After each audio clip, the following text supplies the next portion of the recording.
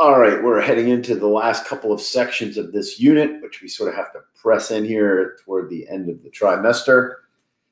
Today, we move away from scientific notation and we look at square roots and cube roots. More different ways to express numbers. All right, so I think many of you we've talked about these before, but the square root of a number is one of its two equal factors, right? So if x squared equals y, x times x equals y, then x is the square root of y. All right, so 9 and 25 and 144, those are called perfect squares because they are the squares of integers, 3 times 3, 5 times 5, 12 times 12, okay? So the square root of these numbers is the integer that multiplies by itself to get that. All right. This symbol called a radical sign, okay, a radical sign is the root symbol, and with nothing else there, it is a square root symbol. It just looks just like this, like a notch, sort of like long division, except has a notch on the side. Okay, and then the number on the inside is the number you are finding the square root of. Okay. Now, every positive number has two roots. They have a positive root and a negative square root, okay, because negative 6 times negative 6 is positive 36.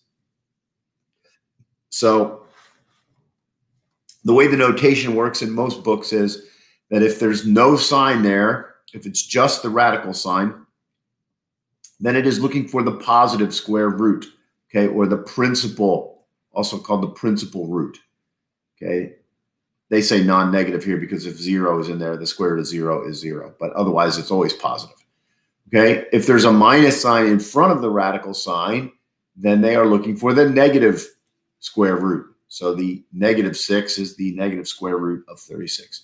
And then a lot of times you'll see this symbol in front, a plus sign and a minus sign on top of each other. It's called a plus or minus sign. Yeah, really complicated. Okay, and if the plus or minus sign is there, that means they are actually talking about both of the roots, the positive one and the negative one. So plus or minus 36 means 6 and negative 6 or negative 6, depending on what you're doing with the problem. Okay. Now, one other thing to point out, a negative number doesn't have a square root. So if it's negative inside the square root sign, that doesn't exist. There is no real root for a negative number because no number times itself can give you a negative result. Okay, we'll talk more about that in the next lesson. All right, so we've talked a radical sign and a plus or minus sign.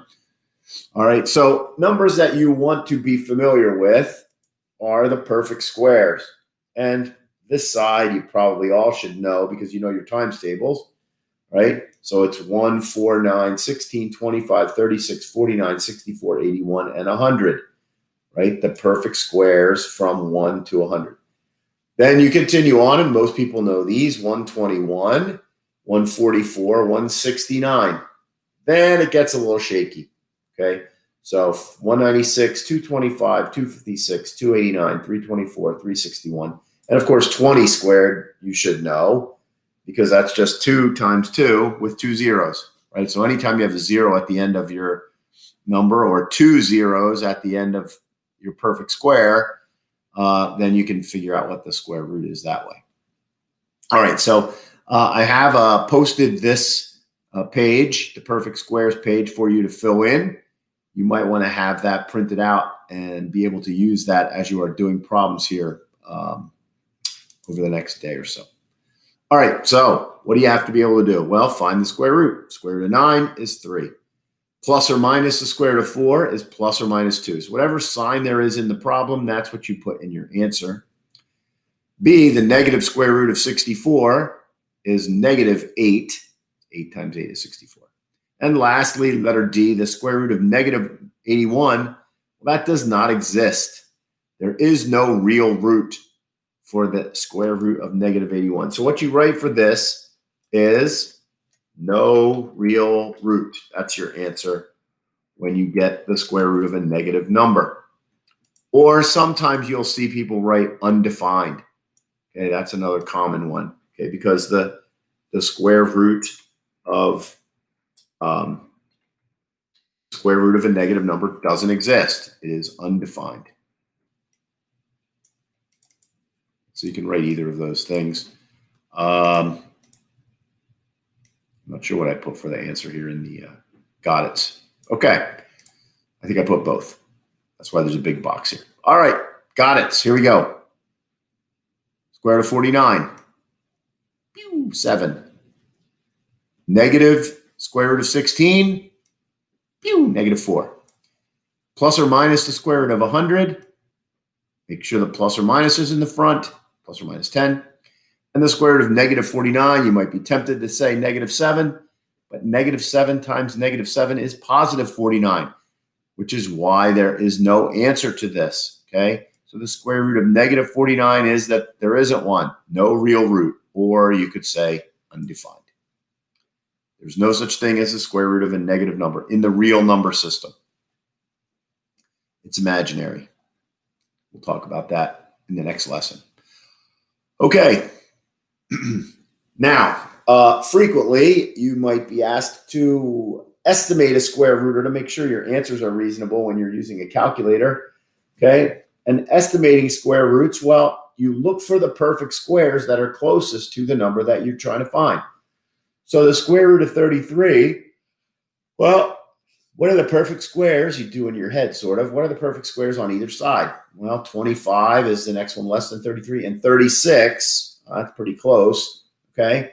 So if you thought about where these things ended up on a number line, right, the square root of 33 is pretty close to the square root of 36. The perfect squares are only apart by 3, as opposed to the difference between 33 and 25, which is 8. So the square root of 33 is much closer to 6 than it is to 5, which you can kind of see on the number line. You should be doing this number line thought in your head. You don't have to write any work for these. Okay? What perfect square is the number closest to? That is your estimate. So 33 is closest to 6, closer to 36 than it is to 25. So the answer is about 6. The best integer estimate is about 6. You can check with your calculator, the book says, which we'll talk about that in a minute. Okay. Now, sometimes it's really close to halfway in between. And as you get up to bigger numbers, the differences between the perfect squares gets bigger and bigger. And sometimes if it's close to halfway, you might want to estimate it as a 0.5. This one's certainly closer to 36. So it wouldn't make sense to use 5.5 as your estimate for this one. But you'll see examples of that in a minute. All right, so estimate. Here's another example, negative 129. So the negative number in the front just means you want the negative answer. You don't have to really worry about it as you're doing your timeline. Like they'll do it backwards here, but I don't ever worry about that. Okay, you know that the perfect square, 129, is between 11, 121, and 12, 144. And it's certainly closer to 11. It's only 8 away from 11, from 121 rather.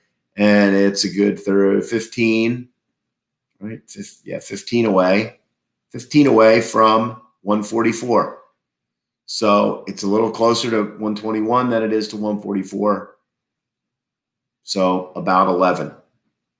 This one actually is pretty close to halfway. You could even call it 11.5. And you see that the actual answer is 11.357816691. It's pretty close to 11.5.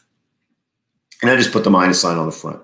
Don't worry about thinking about negatives and that part kind of thing.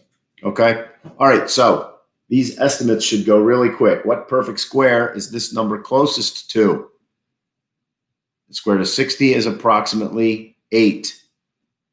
I put the squiggly equal signs in here because these are approximate, right? These estimates. Do you have to do that? Well, it depends. If it's multiple choice, then probably. But I don't know that I would take off points if you didn't put the squiggly equal sign for the is about equal to, right? Negative square root of 23, approximately negative 5. Square root of 14, that's close to 16, so it's about 4. And 79, very close to 81. So that one is going to be negative 9. All right, so obviously to do these problems, the better you know your perfect squares, the quicker these problems are. These are 5-second problems for me because I know my perfect squares up to 196, actually to 15 squared without looking. You don't need to study to be able to do that, but certainly your perfect squares from 1 to 144, you really should know from your times tables. Okay, so finding square roots with a calculator, a little bit tricky because there's no square root button typically. Now, the TI-30s that we use in class, if we were not in the COVID situation, there's a square root button in blue, a square root symbol in blue above the x squared button. Okay, so how do you get the square root with your calculator? First, you estimate it to make sure that you don't, when you button mash, it doesn't make sense. You hit the wrong button, you can tell that your answer is unreasonable. The square root of 33 should be around 6, something a little less than 6, right? Between 25 and 36. All right, so you hit the second button there to activate the blue functions above the buttons, like we did with the EE button for scientific notation. Then you hit the x squared button, which is right here, because the square root sign is above it in blue. So you hit that first, and then you type in the number. So sometimes people say, oh, the square root of 33, and you type in 33, and you want to do the square root. This calculator doesn't work that way. Some calculators do, and depending on what calculator you have, you might have to type in 33 and then hit the square root button, and it will give you the answer. You have to figure out what's going on with your specific calculator. All right, but this is how the TI-33s work, and the TI-85s and 84s, the graphing calculators are the same setup. It's a second x squared to get the square root button. All right, then you get your display. So the square root of 33 in your display here is actually 5.744562647. And this decimal would go on forever, actually, never repeating and never ending, because the square roots of non-perfect squares are irrational numbers, which we will talk about more in the next lesson. Why do you need to know how to take a square root in your calculator? Because if you're going to do real world problems, typically you're going to use a calculator for these. Okay, so one of the applications, there's lots of formulas that use square roots, one of them being the Pythagorean theorem, which we'll get to eventually, Lucas. I know you're waiting. But this one is the distance to the horizon formula. We actually use this on submarines all the time, because the more periscope you have up out of the water, the further away you can see along the surface. And so if you can see something with knowing how much periscope's out of the water, you can get an idea of how far away that ship is. So we actually use this in submarines all the time. The square root of height of I, okay, or the distance from above the ground that your eyes are in feet, times 1.22. Okay, so this is the formula. Distance to the horizon is 1.22 times the square root of height. And the height is in feet, and the distance is in miles. Anytime you get a formula like this, they have to tell you what the units are for all of the variables in the formula. All right, so the top of the Space Needle is 520 feet high. So how far to the horizon can a person standing on the observation deck of the Space Needle, how far can you see? Round to the nearest tenth of a mile. So the height is 520 feet. You substitute that in for h. You find the square root of 520 in your calculator. Okay, so we do that by this little trick here. So we're going to go second square root 520, enter. You get 22.80350585. Now you could write some of this down if you wanted to. You could just write down 22.8, leave this whole thing in your calculator, right? And then do times, and it automatically puts the last answer in there, right? Most calculators will do that. 1.22, enter, and your answer is 27.8202.803. I don't care about these things. Round to the nearest tenth of a mile was my instruction, so it's about 27.8 miles to the horizon. That's how far away you can see from the observation deck on the Space Needle. All right. Two got it problems using the same formula. Okay, so we'll give you the formula here in case you forgot what it was. Distance to the horizon is 1.22 times the square root of h in feet and d in miles. So the Springport Ledge Lighthouse in Maine is 55 feet tall. How far can you see from the top of the lighthouse? Well, it's 1.22 times the square root of 55. Square root of 55 is going to be 7 point something, right? Because it's bigger than 49, but it's less than 64. So 7 point something. In your calculator, you get 7.416, blah, blah, blah, blah, blah, blah, blah, multiplied by 1.22, and you get about 9 miles. Since it said that it rounds to the nearest tenth of a mile, it actually rounded to 9.0 miles. I don't know what this was in the calculator exactly, so let's figure it out just to answer this question for me. Square root of 55 was 7. What the heck? I don't know what that is. I did something weird. Second square root 55. Enter. 7.416 blah, blah, blah times 1.22. So I haven't rounded at all here in the calculator. I get 9.0477. So that's why it rounds to 9.0. If you just wrote 9 miles, that's kind of okay. But if it says round to the nearest tenth and it comes out to 9.0, you really should put this because that lets you know that it is actually 9.0. It's not 9.4, which would round to 9, or 8.7, which would also round to 9 if you didn't have this 0.0 there. More important in science than it is in math here. Okay, 3B. Observation deck of the Washington Monument is 500 feet high. How far can you see on a clear day from 500 feet? 1.22 times square root of height. 1.22 times the square root of 500, which is about 22.36, blah, blah, blah. This is one you wouldn't have on your chart. And multiply there, and you get 27.3 miles, about 27.3 miles from the top of the Washington Monument. Pretty far. All right, so that's square roots and using square roots in real world problems where you'll need a calculator. All right, what about a cube root? Okay, well, if the square root is the number that is the factor that times itself gives you the number, a cube root is the number that multiplied by itself 3 times will give you the number. So it says here, right, if x to the third, x times x times x equals y, then x is the cube root of y, right? So roots are the inverse operation of exponents, actually, right? A square root is the inverse operation of squaring a number. A cube root is the inverse operation of cubing a number, okay? So 2 to the third, since 2 to the third equals 8, the cube root of 8 is 2. Okay.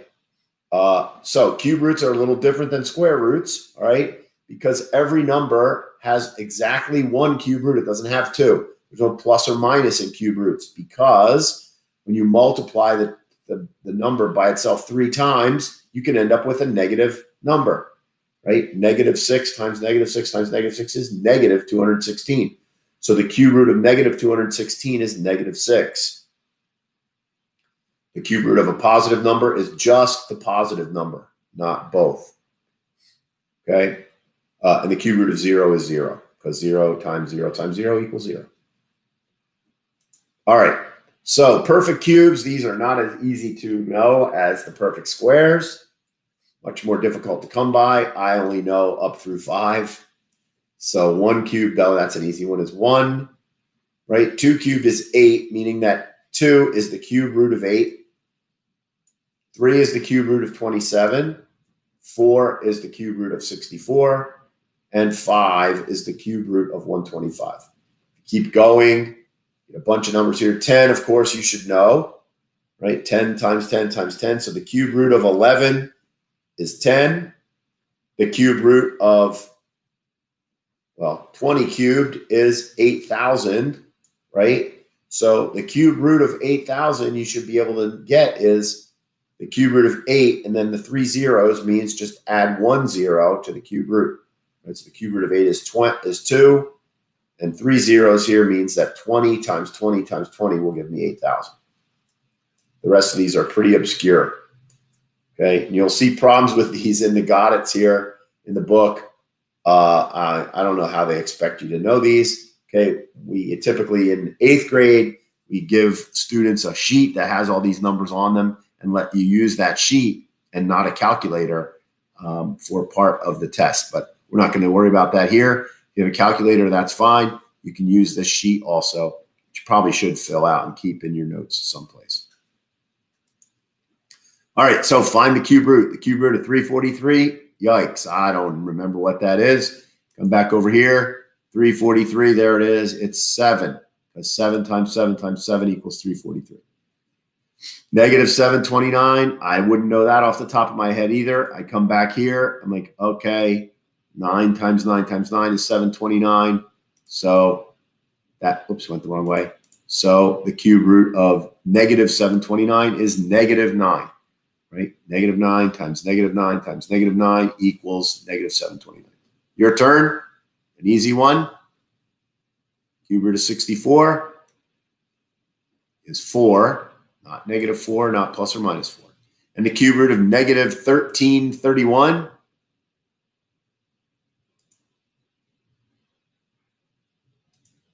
is negative 11. Negative 11. Okay. We can also estimate cube roots like we did with square roots by going to the closest perfect cube. Now, obviously, the perfect cubes are much further apart than perfect squares. They get pretty far apart pretty quick. Right? So you get 1, 8, 27, 64, 125, and then they just start going crazy. All right.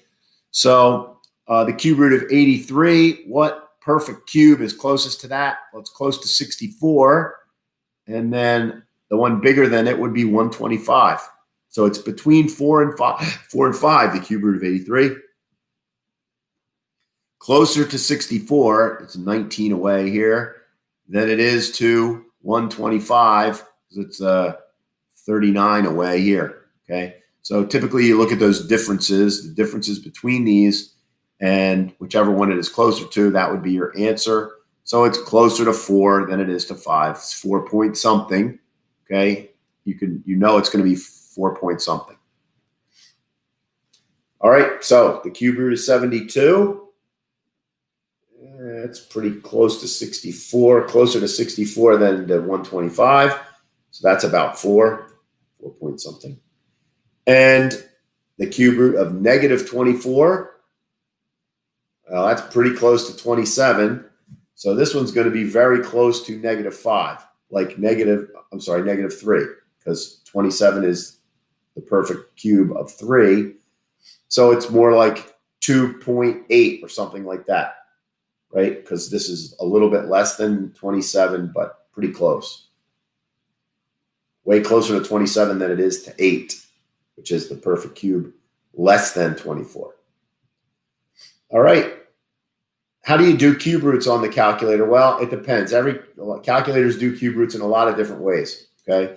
So the blue TI-30s, if you have one of these, the school calculators that we normally use, okay, here's how it works on these. The cube root of 33, you should estimate it. It's going to be 3 point something, right? Because it's a little bit more than 3. So it should be 3 point something. Okay, and if you look on there, there's an X'd root button, or in blue, above the caret, okay? And so you might be tempted to just hit second and X'd root, okay? But you can't, because first thing you have to do with this calculator is tell it what the X is, okay? Because this is actually the X'd root button. You can use it to find 4th roots, 5th roots, 6th roots. You can put a 2 in there and get a square root if you wanted to. Either there's already a button for square roots. But you can find any root, okay, with that button. So if you want the cube root, you have to tell it that X equals 3, and you have to do that first before you hit this button. So you type in a 3 to tell it what X is. Then you hit the cube root, or the X root button, which is second caret. Second caret activates the X root, okay? And then, whoops, that goes here. And then type in your number. So 33, you type in, you hit enter, and you get 3.207533433. And again, this decimal is going to go on forever until you, well, and never repeating and never ending, because this is an irrational number. Okay. On the TI-84, because I know some of you have those, there's actually a button on there called the math button. Okay. This math button has a lot of stuff on it. So math button, you'd press that, and on there is the cube root is number 4. Okay. So you hit the math button, then you hit the number 4. It gives you a little cube root sign, and you type in 33 and enter. And then you get, that's how you do cube root on the TI-84.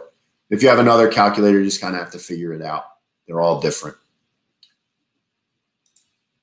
All right, so some guided practice problems to finish up here. Find each square root, estimate square roots to the nearest integer, do a real world problem there, and then find cube roots, and then estimate cube roots to the nearest integer. Now, these last two problems here, when I was doing the answer key, I was like, oh my gosh, these are pretty rough, because these numbers are not very close to perfect cubes.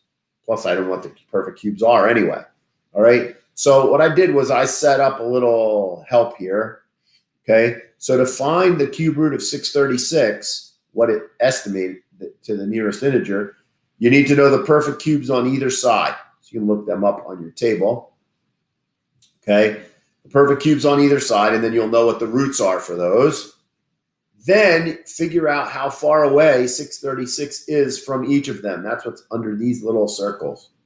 Whichever one is closest, then that would be the integer that is the best estimate for the cube root of 636. Then it turns out 879 is in between this perfect square and the next one above it, which is 1,000. I'll tell you that right here. Okay. So same thing. What is the difference from 879 to 1,000? That's 121 away, right? 1,000 minus 879. Well, how close is it to this one? And if it's closer, then this is 10, obviously, and this must be 9. So if it's closer to this perfect cube, then 879 would be, the cube root would be closer to 9. All right, but you can work these on the next page.